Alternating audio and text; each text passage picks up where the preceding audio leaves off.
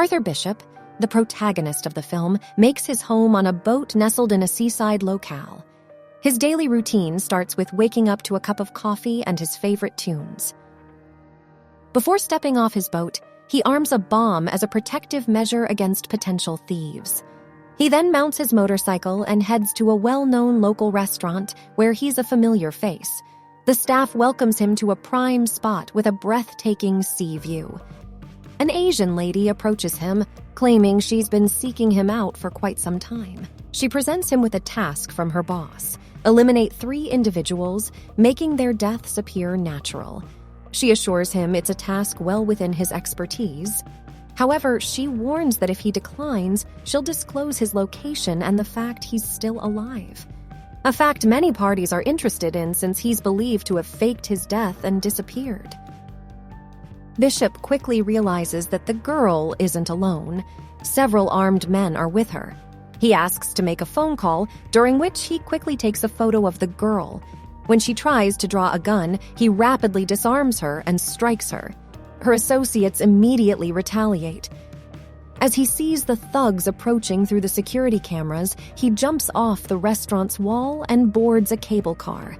The girl and her men follow him, intimidating the passengers while searching for Bishop, who is cunningly hiding above them. A shootout ensues, leading Bishop to leap onto a tourist's hang glider to escape. Upon returning to his boat at night, he spots from afar 2 individuals ransacking it. He then detonates the boat's bomb with his cell phone. Bishop subsequently retreats to a storage area and opens a large container to burn his passport and other identifiable objects. Following this, Bishop travels to an island in Thailand where he reconnects with an acquaintance who owns a local tourist hotel. She leads him to a room he previously occupied, where he retrieves a hidden stash of phones, weapons, and passports. He uses this equipment to investigate the girl from the restaurant and a person named Crane who appears to be her boss. Meanwhile, a girl named Gina arrives at the hotel and requests a first aid kit, visible bruises marking her arm. The hotelier offers more assistance, but Gina declines. Later that same night, the hotelier spots a girl being attacked on a nearby boat. Recognizing her as Gina, they call for Bishop's help. Bishop confronts the assailant, who raises his gun. He then wins the fight, neutralizing the man. After ensuring Gina is safely escorted back to the hotel, Bishop investigates the boat, where he finds Gina's passport and her phone. To his surprise, his picture is saved on her device. Following this discovery, Bishop detonates the boat and returns to the hotel to question Gina about his picture on her phone. He asks if she works for Crane. Gina admits to Bishop that Crane was blackmailing her and that the scenario was designed to trap him. She explains that once she contacted Bishop, her mission was complete when she dialed a certain number on her phone. Bishop learns that Gina runs a shelter for children who are victims of human trafficking and that Crane is threatening the lives of these children to force Gina's compliance. Bishop spots a boat in the ocean with men surveilling the island. He instructs Gina to pretend to be in a relationship with him, and she complies. Gina apologizes to Bishop for the deception, explaining that she had no choice since the children meant everything to her. Bishop sympathizes with her situation and reveals that he was also an orphan and was bought by gangsters along with Crane. While Bishop managed to escape, Crane wasn't so fortunate. He was punished under the assumption that he had assisted Bishop in his escape, fueling his resentment towards Bishop. Bishop then formulates an escape plan for himself and Gina, giving her a watch as a keepsake until they reunite. The following day, Crane's men abduct Gina. In retaliation, Bishop reaches out to Crane, demanding a face-to-face encounter. During their meeting, Bishop requests Gina's release. Crane consents, but only if Bishop first eliminates 3 targets. He hands Bishop a file containing details of the targets, the first being an African arms dealer incarcerated in a maximum security facility that's nearly impregnable. Crane provides Bishop with a GPS capsule to swallow once the mission is accomplished so they can trace his location.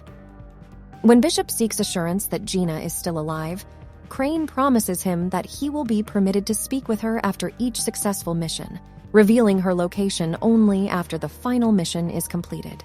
Bishop finds himself in Malaysia, where he studies the details of the first target's prison.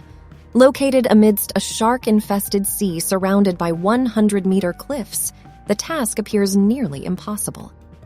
Bishop examines the information on some criminals and selects one with a distinct facial tattoo, subsequently adopting this identity.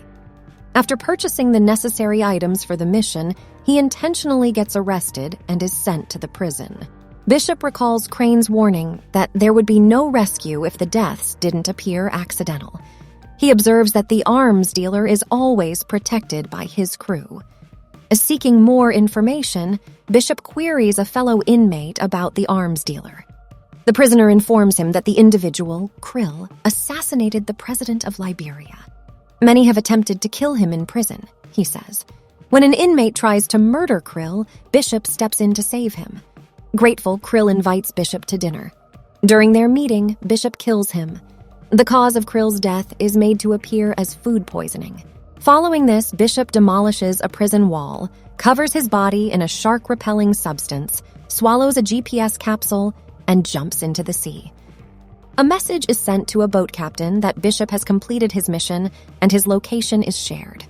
Bishop video calls Gina and learns he has 36 hours to eliminate another target or they will kill her.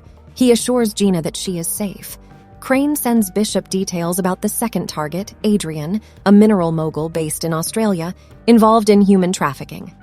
Bishop learns that Adrian's apartment, situated on the 58th floor of a skyscraper, is heavily fortified. Bishop feigns interest in renting the flat below Adrian's. He duplicates the apartment keys and creates a layout of the flat.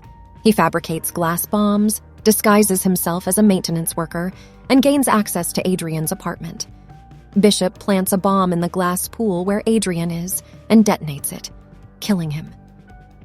While speaking to Bishop, Gina cleverly hints about her location by revealing the boat's number. Bishop finds the ship, kills some guards, but is subsequently captured. Crane warns Bishop and instructs him to assassinate an American arms dealer named Max, who resides within a monument built on a mountain, housing a secret submarine repair facility. Following the deaths of Krill and Adrian, Max heightens security. Bishop has 48 hours to complete this task. Bishop learns that Max has requested a medical helicopter and hitches a ride. Upon arrival, he installs a surveillance jamming device, incapacitates the guards, and sabotages the elevator. He confronts Max in the safe room, and they conspire to fake Max's death to fool Crane. After a fake explosion, Max appears to fall into the submarine basin with Bishop and an oxygen tank waiting. They escape to an island. Bishop contacts Crane, asking him to release Gina, but Crane demands to see Max's corpse. Bishop informs Crane that the body is in his submarine. Crane sends his troops to confirm. Meanwhile, Bishop prepares an ambush with explosives, killing Crane's men. Bishop infiltrates Crane's boat, killing all the guards. Gina is shot in the chaos. Crane initiates a self-destruct sequence on the ship. Bishop gets Gina to a survival pod, detaching it from the boat before the explosion. He then engages Crane in a fight, eventually chaining him up as the ship explodes. Gina is saved. Max and his team watch the boat wreckage being pulled from the sea. The film concludes with Gina being surprised by Bishop's appearance and Max discovering from surveillance footage that Bishop was hiding in the steel emergency room on the ship. Thank you for watching.